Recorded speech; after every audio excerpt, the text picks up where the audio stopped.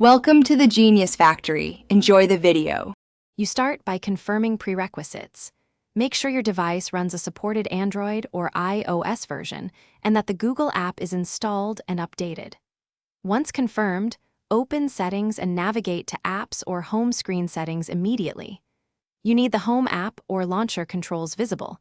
If you use a custom launcher, switch to the default launcher temporarily. This gets you to the exact place to change the search bar without wasting time on unrelated setup steps. Now long press an empty area of the home screen to reveal widgets and home settings. You'll see search bar options within the Google widget list or the launcher's search settings.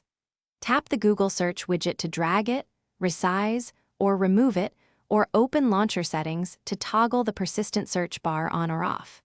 Make sure to apply changes and test by returning to the home screen.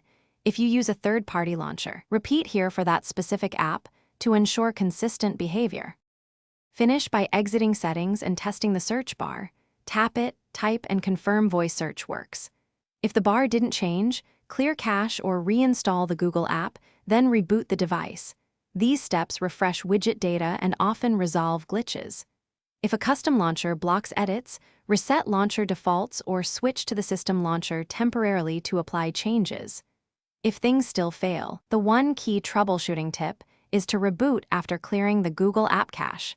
This usually fixes persistent display issues.